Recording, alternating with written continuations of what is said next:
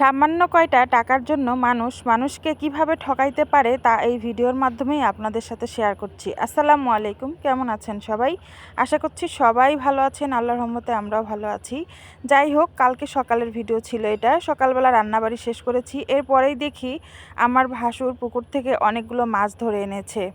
আর এই মাছগুলো খেতে বেশ স্বাদ, মানে একটু মিষ্টি মিষ্টি লাগে, খুবই মজাই লাগে। কিন্তু দুঃখের বিষয় হচ্ছে, এই মাছগুলোর পোনা যখন আমাদেরকে জেলে দিয়েছিল তখন বলেছিল যে রুই কাতলা পোনা, কিন্তু আমার ভাসুর বুঝতে পারে নাই, তার কথা বিশ্বাস করে পুকুরে মাছগুলো ছেড়ে দিয়েছে। এত বড় একটা পুকুরে শুধুমাত্র এই মাছগুলো, আর এই মাছগুলো এখন আমাদেরকে কতদিন ধরে যে খেতে হচ্ছে।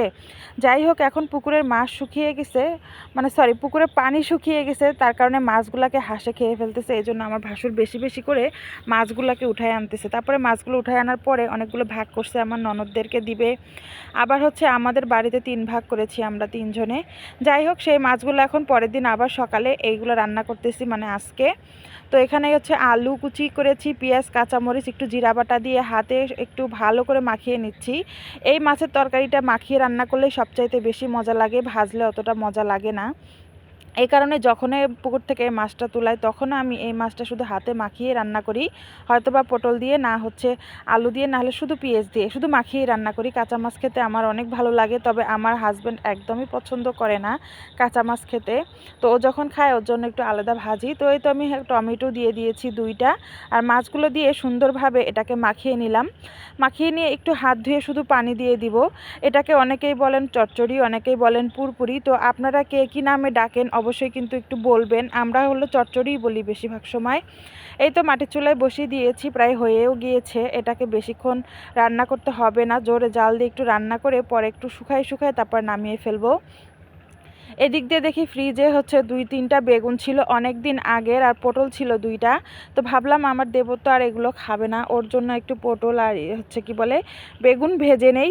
তো একটু হলুদের গুঁড়া, মরিচের গুঁড়া দিয়ে বেগুনটাকে সুন্দর করে মাখিয়ে রাখলাম। এদিক দিয়ে আমার বোন কালকে বাবার বাড়ি থেকে লাল শাক আর পাট শাক এনেছিল। শাক তো আমার অনেক প্রিয়। আজকে দেখেন কতগুলো শাক ভাজি করছি, মনে হচ্ছে যে শুধু শাক দিয়েই ভাত খাবো। শাক আমার এতটাই পছন্দ। তো পাট শাকটাও আর কি ভাজি করে নিলাম, আর সাথে এদিক দিয়ে এখন বেগুনগুলো ভাজি করে নিব। আমার কাছে হচ্ছে শাক সবজি অনেক ভালো লাগে, মাছ মাংসর চেয়েও বেশি। প্রায় ভিডিওতে কিন্তু আমি এই কথাটা বলে থাকি। আচ্ছা আপুরা, আপনারাই বলেন তো কার কার শাক সবজি খেতে ভালো লাগে না? আমার কিন্তু অনেক ভালো লাগে, সত্যি কথা বলছি।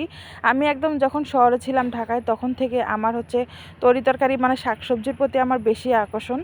তো যাই হোক, এই তো আমার শাক ভাজি, ছোটো মাছ চচ্চড়ি, বেগুন ভাজা হয়ে গেছে। আর আজকের ভিডিওটা এই পর্যন্তই ছিল। তো ভিডিওটা এই পর্যন্ত ছিল। আপনাদের মতামত অবশ্যই একটু জানাবেন, লোকটা কি ঠিক করছে নাকি খারাপ করছে। তো আজকের ভিডিওটা এই পর্যন্ত। সবাই ভালো থাকেন, সুস্থ থাকেন, আল্লাহ হাফেজ, আসসালামু আলাইকুম।